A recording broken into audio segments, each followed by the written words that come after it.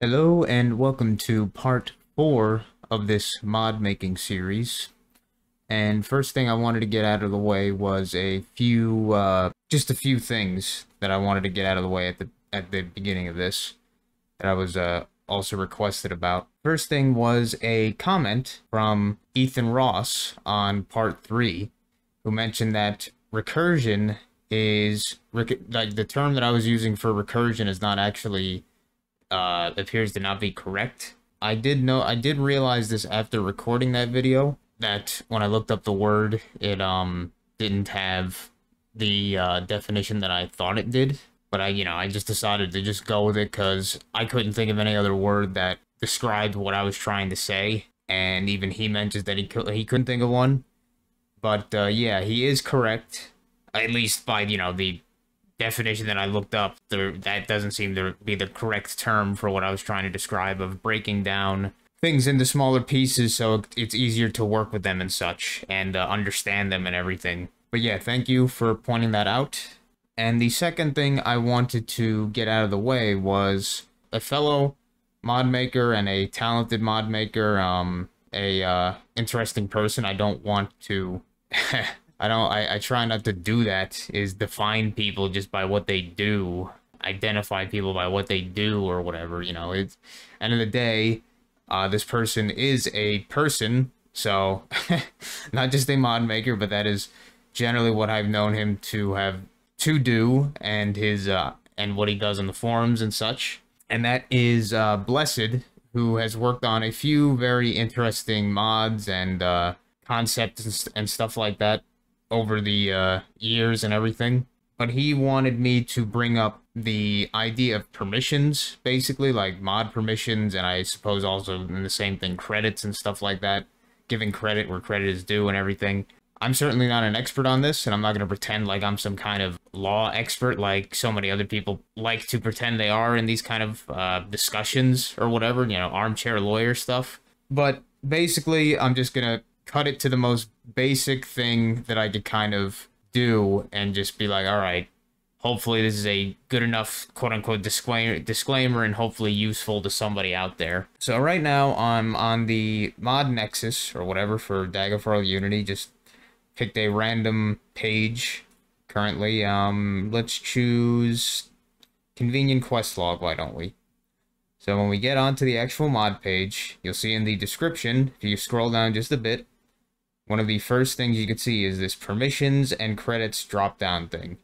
And if you click on this, it'll bring down this little drop-down menu, which will show you what this mod's current settings are for what permissions they give to other people to use their mod or its assets or whatever.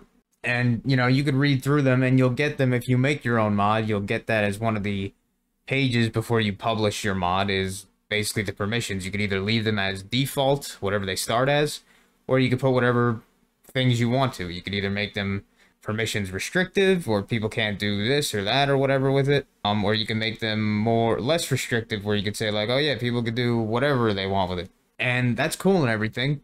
I'm just gonna get out of the way that it's one of those things that this is not necessarily some kind of catch-all thing. Obviously, this is not something that, like, enforceability wise, end of the day, if your stuff is out there, people can kind of use it for whatever they want. And just because somebody has permissions on a page, written permissions on a page, doesn't necessarily mean you're going to be able to do anything about it if somebody actually does against what your will is on this document.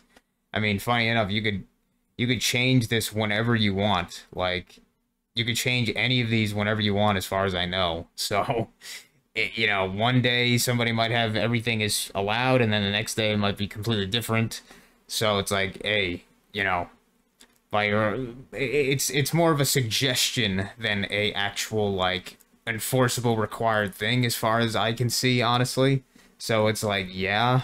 But the important takeaway from this, I would say, just treat people, the most basic thing, treat people the way you would like to be treated in this kind of sense.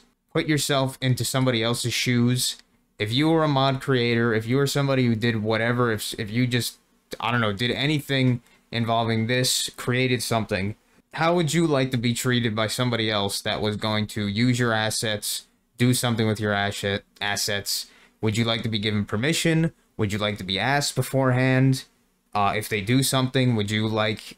would you prefer these kind of things if you were in that situation? If you were in that situation, just look at it like that, and I think it makes it pretty straightforward what you probably should and should not do to not be a dick to other people, and hopefully they won't do the same to you. That's the main thing I wanted to kind of get across, I guess, about this. But end of the day, these permissions are just kind of, you know, like, being realistic here, they're just kind of a suggestion more than an enforceable thing, I would say.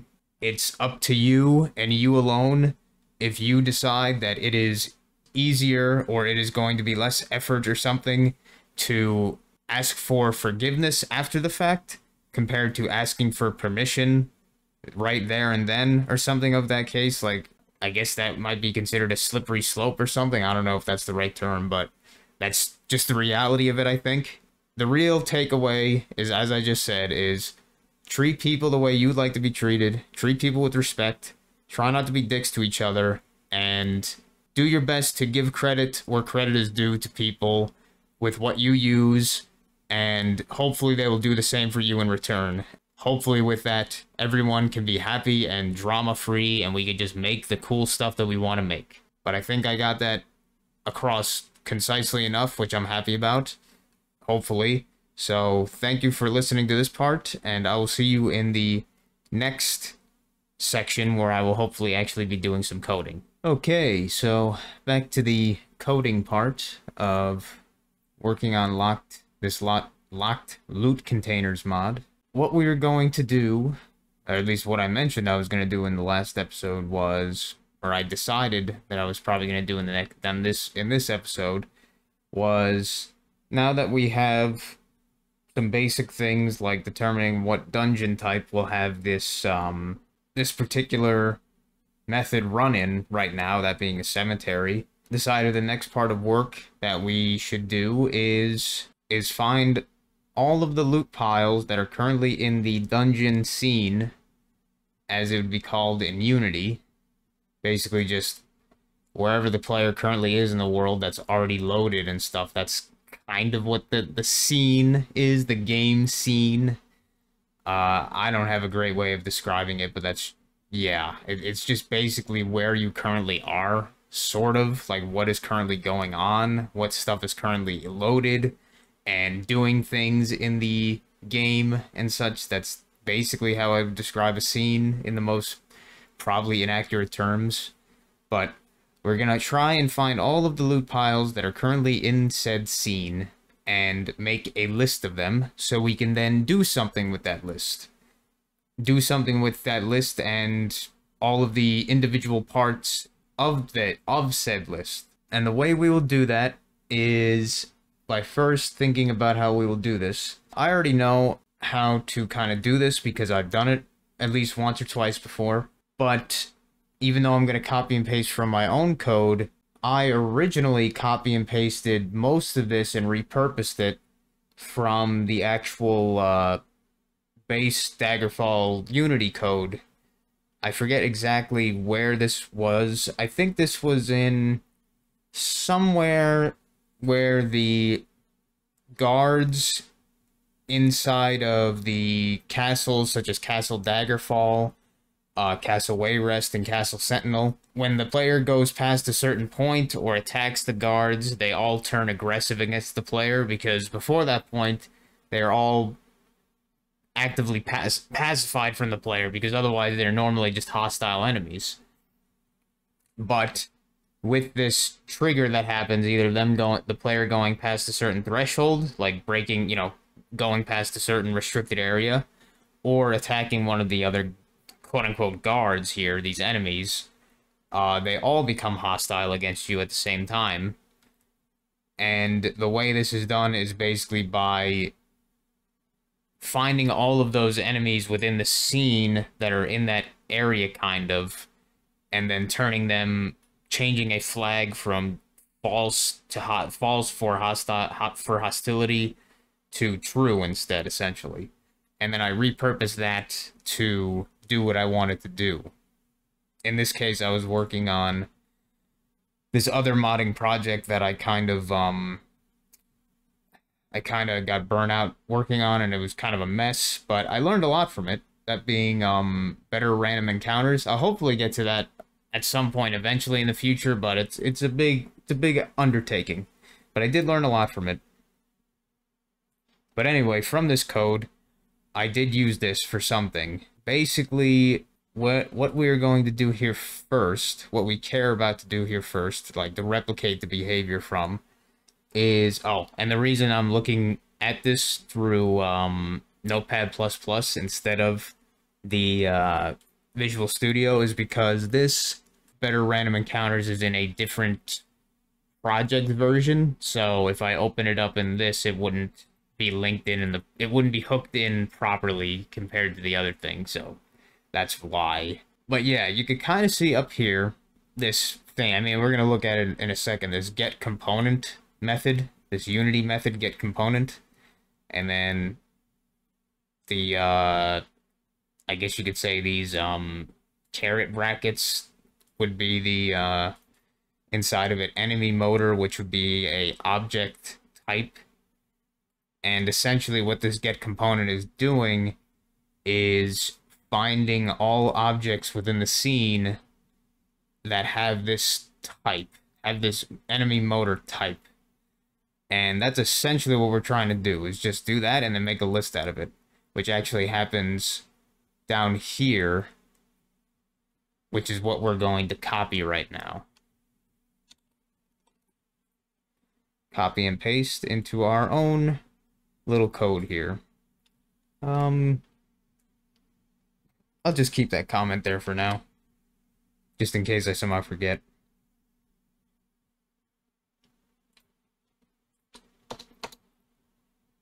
All right, so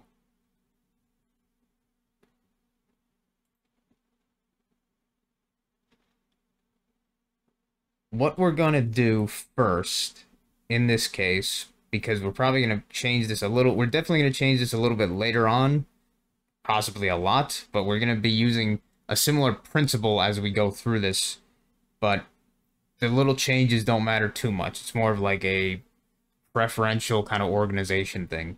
But for right now, we're going to actually make a list. We're going to define a list up here first, because then it'll make it easier to kind of work with later, a little bit cleaner.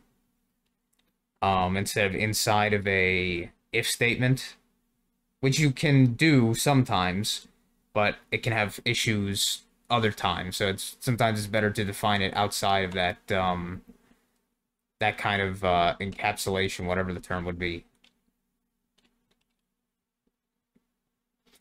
So the first thing we need to know is what type we're going to be looking for. And in this case, it is something called Daggerfall, like loot pile or something like that.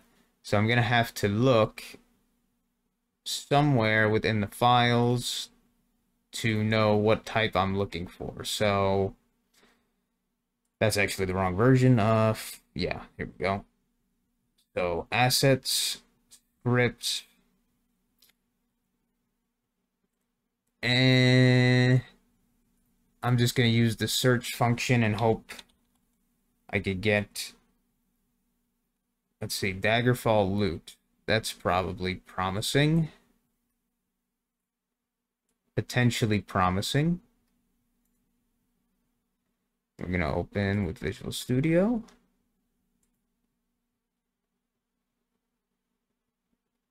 This looks like what we want. Yeah. Look up a few things to sort of try and confirm this.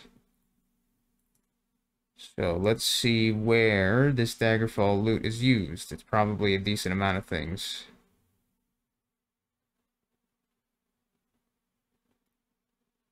Yeah, I think, yeah. This is pretty sure that the type of object we're looking for is Daggerfall loot. So with that in mind, we're going to change that here, or we're going to add that here, Daggerfall loot. And then it'll probably be like, complain at us that there's no context. And then we will add, using Daggerfall Workshop to make that reference correct or whatever, so it knows what it is. And then it'll link back to that, yep. And then we'll add these two brackets, which indicates a list is being defined. Yeah. Is that another list? Is that a list or an array?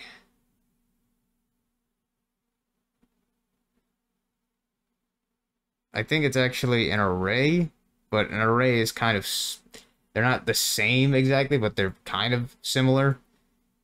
I won't right now differentiate them because I don't know how to define them exactly either, but there is a difference between a list and an array.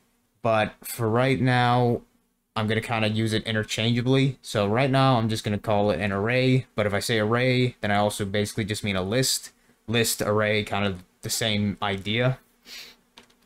It is a collection of things of the same type, essentially, that you can use and refer to each object within that list with a different index number, a different value, to ask for whatever, to ask for said thing, and look through it in different ways and such. Add to it and remove from it. So, yeah, like I said, I'm gonna almost use the term interchangeably right now, even if that's not technically correct. They're a list and an array are different things, even though it's kind of very close together. So we have that, and now we're gonna give it a name. We'll just call it loot piles. And then we're going to not define it with anything yet. So we're just going to have it empty, which is how you... We're going to have it empty right now, basically. This is just like a reference, kind of, just to define it. And then down here, we're actually going to give it a value, essentially. So now loot piles equals find objects of type. Find objects of type, which is a function within Unity, which essentially, like I said, looks for all of the objects within the current scene that have the type that you give it in these caret brackets. In this case is Daggerfall loot, and this thing is a Daggerfall loot type. This thing is defined, loot piles, as a Daggerfall loot type. So now, like, if we actually ran this, at least the idea is that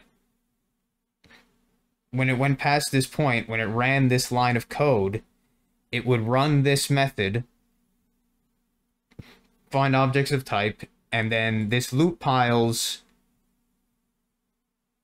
list or array, whatever you want to call it, will be populated or filled with all of the objects that are of type loot pile currently in the scene, which is exactly what we want.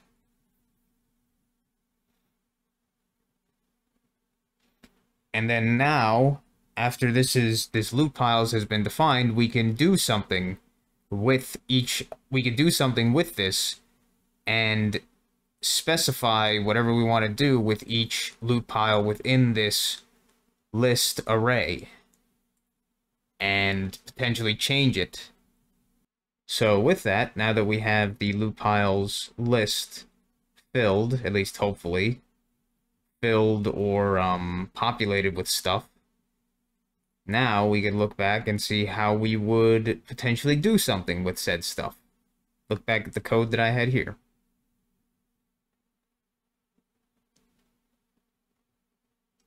Now it's going to be different, so I'm going to have to repurpose it, obviously, but some things are going to be of a principle that I care about, that I actually want to happen right now. And I'll have to change stuff here and there, but that's just how it is. That's fine. There's no problem going back and changing stuff, fixing things. That's just how the nature of it is. Like right here, the if gang members dot length is greater than 2. This we don't care about right now, at least, because this was for something completely different. And what this is essentially saying is, like, if the length of the list or array that we just made has more than 2 objects in it, then do this, but not if there's only 1 object in it. We don't care about that. We want it to run no matter how long the list is, as long as it's greater than 0. But even then, we're not going to do that explicitly. We're just going to let it kind of do its thing. So we're actually going to start here at this for loop.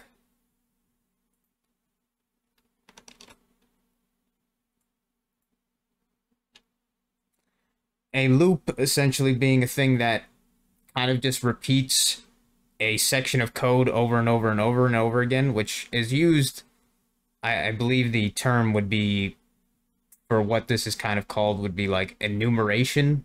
Basically, what a loop is doing is just going through, doing the same thing over and over and over, for potentially, dozens, hundreds, thousands, millions of times.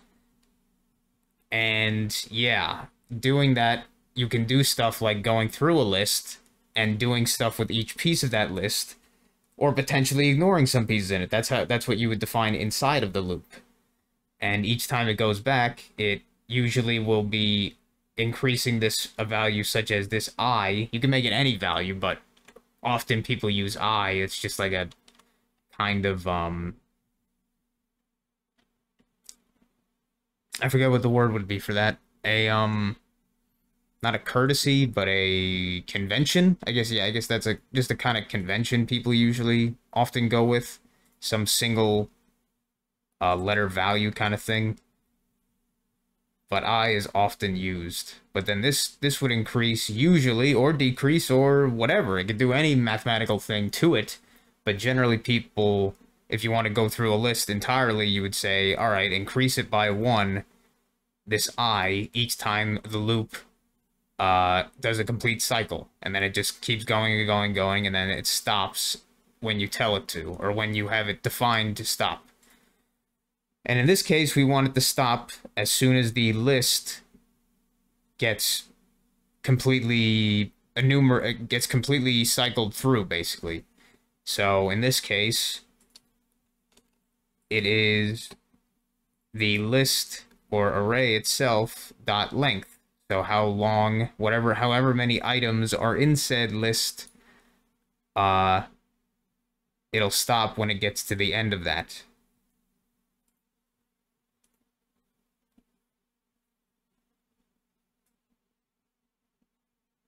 And it starts at 0 because the first, at least in computer terms, the first index value generally is 0 instead of 1. Like when you're counting, you would say usually 1 is the first thing, but in terms of computers, it actually starts with 0 basically. So if it gets confusing, basically just -1 from whatever you're looking at, and then look at that way. But yeah, we're starting with 0, and then it's going through the entire thing, the length of however big this list is, this array, and then cycling and doing all these things in the loop as it's going through that kind of. And we want to change some of these things to our own purposes for this particular thing we're doing. Because this is not what we want. This is not what we care about. This is a completely different context implementation that we need to change now. But it's a good starting place.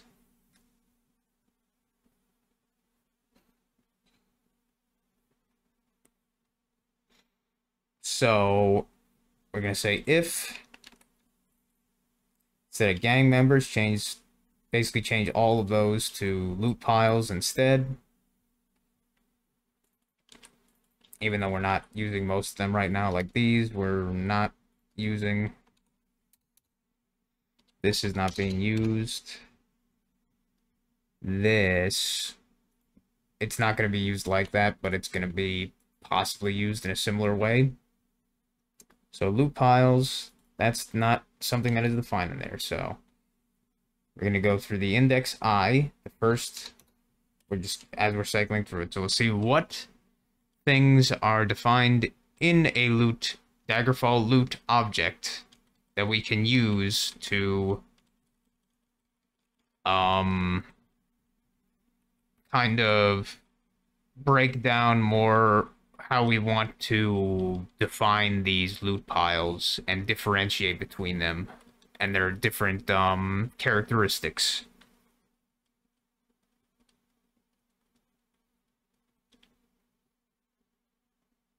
So there's quite a few things in here.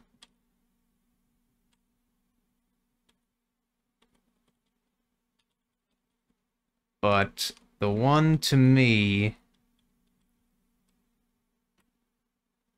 that seems the most pertinent in this case would, I think, be container type. Now let's check out in there what container type is. So it is another object type. Supported loot containers in world. So we have this enum value loot container types, and it has these 1, 2, 3, 4, 5, 6 different possible things it can be. So it could either be nothing, random treasure, corpse maker, or corpse marker, dropped loot, shop shelves, or house containers.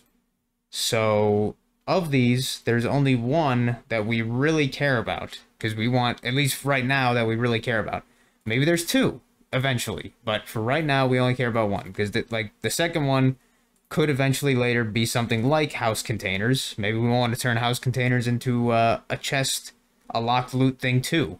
But for right now, all we care about is the random treasure that spawns within dungeons. We don't care about anything involving a corpse, which would be like an enemy's body. We don't care about loot that the player has dropped. We don't care about shop shells, and we don't care about ones that don't have any definition of what they are. So currently, the best option we have is random treasure. So we're going to go by that.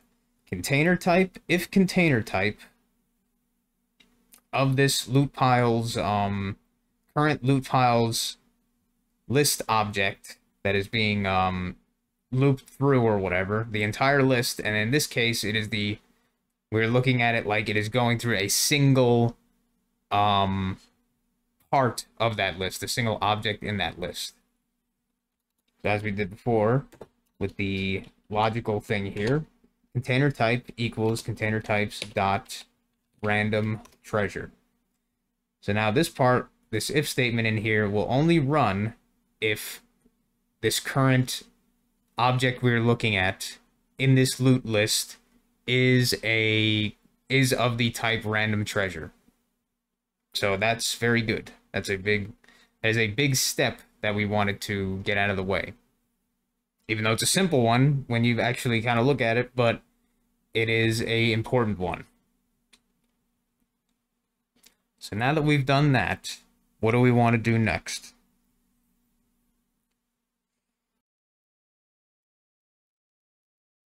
So I was thinking about it, and yeah, there's a whole lot of things we could potentially want to do right now that we have this first part done.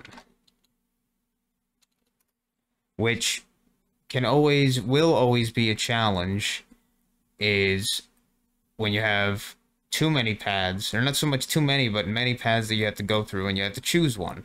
And you have to think, which one am I going to do first? Which one should I do first? And this is obviously one of those kind of situations right there. So it's like, okay, there's a lot of things we want to do here. So the first thing that I would probably think of doing, there's like some things I would think of doing is checking. This would be probably more of like a deeper details thing, is I would probably want the context of where the loot container currently is within the dungeon to have some bearing on maybe its odds of becoming a locked chest, as well as how difficult the locked chest lock will be, if it'll have a trap, um, or something of that sort. What kind of loot, what kind of value loot it'll have in there, like on average or whatever. And that is one that will be somewhat more difficult, because then we have to define what we consider the context to be of certain stuff that is either of more value, of lesser value. And one way we might do that is, say, shooting out a whole array of rays around, like shooting out a whole, just basically looking around each loot pile within a certain distance to look for something like a doorway, to see if it's like, to try and piece together if that loot pile is currently in an enclosed room, like a closet. If it's behind a, if in that closet is behind a locked door or a normal door, or possibly later even purposely making it so some doors are locked instead of others, maybe. But basically trying to find out what context that thing is currently in to determine some of these factors. But that might be more of like a later on detail thing, because it's probably going to be more complex to determine that. So firstly, I probably want to get rid of the actual loot pile that we are looking at, and then replace it in the exact same spot with the object that we are going to use and make our own loot pile and stuff. Because, yeah, you could... maybe not so much completely destroy the loot pile, but change it in some way. So we want to use our own object. In this case, we're going to change it to our own kind of object, our own kind of sort of loot pile thing. But we also don't want to completely destroy it and everything that it has, because there is potential that many other mods added their own stuff into it already, and that would make it harder for other mods to incorporate their items that way. Ours would conflict or interfere with that sort of, with other mods in that case. So what we probably want to do is maybe actually delete the loot pile, or at the very least preserve it, but kind of override it. Like, we want to keep the inventory that it has so it doesn't get rid of modded objects that might be in there, and possibly take those into account. But we also probably want to add our own things depending on certain context. So we're probably not going to actually destroy the loot pile, but we're just going to override it and change it in some way. At the very least, take its contents and then use that later on for our own custom loot pile object we're gonna make. That's the most likely route I'm gonna take in this case. Because I don't have the actual, I mean, I'll have to do this eventually, is make the actual custom object I'm talking about, or custom component, whatever, that's going to be this locked chest, and then do the stuff that is going to allow it to be interacted with and act differently than a normal loot pile and stuff like that. Do different things, have a different texture and such, possibly have a physical collider, so it can be hit with a weapon to be bashed, or casted onto with an open spell or something like that. But I think for the beginning, just to show that we can do something with this loot pile, we're going to get the transform, which is basically in Unity terms like the position of that object in the scene, and we're just going to save that to a value just to show that we could do something with it, and then possibly use that in some way. Even if we might not actually use it, because I might just attach my custom component directly to this thing or something, but I'll have to see. So yeah, we'll try that. So we'll do loot piles I, brackets I, dot transform, which should give us the transform. It's not always clear how this kind of works, but it should give us the transform of the game object that is attached to this particular loot file object, loot pile object. So transform equals that. Now, what is the type for a transform? So we'll say, we'll define it within here, transform loot pile pass position. Loot pile we'll just call loot file transform.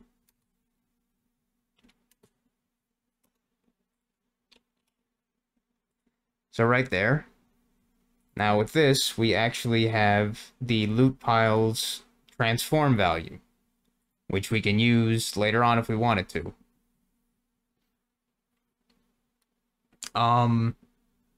But yeah, I still have to think of how we're actually going to continue on with this, obviously. There's a lot of time that will go on if you're making your own mods and such, is just kind of planning out in your head, or hopefully if you're able to do so, planning it out on paper or on a document or something like that, just so it doesn't flutter away in your mind and make clutter and stuff in your head and overwhelm you and such. But you'll be planning out, thinking ahead of time, trying to think, all right, what do I do next? How am I going to organize this right now? And what are the priorities kind of here to do in a sort of sequence to make it easier? And in this case, I still have to do some of that. Obviously, a lot of that. But we've done some very basic stuff, but important things with this. And hopefully, in this part, you know what, I'll make a comment, and then we'll probably end it there. I'll make a comment that's descriptive, so I can come back to this. This is what I do a lot, is that I'll make a comment just before I close out of whatever I'm doing, so then I could kind of give myself a head start or an idea of where the heck I was thinking of at that moment, and hopefully make it easier for me when I look back at it. So in this case, we'll make a comment of possibly create custom game object locked chest component thing to attach here and do main functions with next time, and save that. And yeah, I think that is well enough. A good amount of stuff that we did. Well, it doesn't look like we did much, but hopefully I was able to explain fairly well what I was trying to get at with this, and I think we are on a good path so far for part 4. And yeah, thank you for listening, thank you for watching, and I hope to see you in the next one.